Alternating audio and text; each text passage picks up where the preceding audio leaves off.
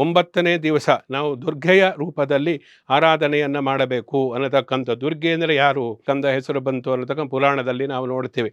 ಇನ್ನೊಂದು ದು ಅನ್ನತಕ್ಕಂಥದ್ದು ಏನಿದೆ, ದು ಅನ್ನೋ ಅಕ್ಷರ ಏನಿದೆ ಅದು ಕಷ್ಟ ದುಃಖ ಅನ್ನತಕ್ಕಂಥ ಇನ್ನೊಂದು ಸಂಸ್ಕೃತದಲ್ಲಿ ಹೇಳ್ತಕ್ಕಂಥ. ಆದ್ದರಿಂದ ನಮ್ಮ ಕಷ್ಟಗಳನ್ನು ನಿವಾರಣೆಯನ್ನು ಮಾಡತಕ್ಕಂಥದ್ದು, ನಮ್ಮಲ್ಲಿರ್ತಕ್ಕಂತಹ ರಾಕ್ಷಸತ್ವವನ್ನು ಹೊಡೆದೋಡಿಸ್ತಕ್ಕಂಥದ್ದು, ಇವೆಲ್ಲವೂ ಕೂಡ ದುರ್ಗೆಯ ಆರಾಧನೆಯನ್ನು ಮಾಡುವುದರಿಂದ ಉಂಟಾಗುತ್ತೆ ಅಂತ ಹೇಳಿದ್ದಾರೆ. ಇದು ನಾವು ವಿಶೇಷವಾಗಿ ಅರಿಷಡ್ವರ್ಗಳಿಗೆ ನಾವು ದೇವಿ ಮಹಾತ್ಮೆಯನ್ನು ನಾವು ನೋಡಿದಾಗ 9 ದಿವಸ 9 ರೂಪದಲ್ಲಿ ಈ ರೀತಿಯಾಗಿ ಆಚರಿಸಿಕೊಂಡು ಬರಬೇಕು, ಪೂಜೆಯನ್ನು ಮಾಡಬೇಕು ಅಂತ ಹೇಳಿದೆ.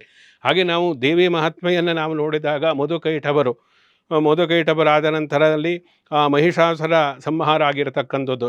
ಮಹಿಷಾಸುರ ಸಂಹಾರದ ನಂತರದಲ್ಲಿ ಧೂಮ್ರಲೋಚನ ವಧೆ ಆದ ನಂತರ ರಕ್ತಬೀಜಾಸುರನ ಸಂಹಾರ ಆಗಿರತಕ್ಕಂಥದ್ದು.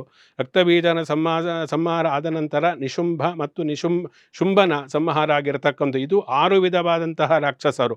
6 ವಿಧವಾದಂತಹ ರಾಕ್ಷಸರು ಏನಿದ್ದಾರೆ, ಇದು ಅರಿಷಡ್ವರ್ಗಗಳು. 6 ವಿಧವಾದಂತಹ ಇರತಕ್ಕಂತಹ ಯಾವ ದೌರ್ಬಲ್ಯಗಳು ಅನ್ನತಕ್ಕಂಥದ್ದಿದೆ, ಅದನ್ನು ನಾವು ನಿವಾರಣೆ ಮಾಡಿಕೊಳ್ಳಬೇಕಾದ್ರೆ, ಆ ದೌರ್ಬಲ್ಯಗಳಿಂದ ಹೊರಬರಬೇಕಾದರೆ ನವರಾತ್ರಿಯಲ್ಲಿ 9 ದಿವಸ ನಾವು ದೇವಿಯ ಆರಾಧನೆಯನ್ನು ಮಾಡಿದಾಗ, ನಾವು ಪುರಾಣಗಳಲ್ಲಿ ನಾವು ನೋಡಿದಾಗ ರಾಕ್ಷಸ ಸಂಹಾರ ಆಯಿತು.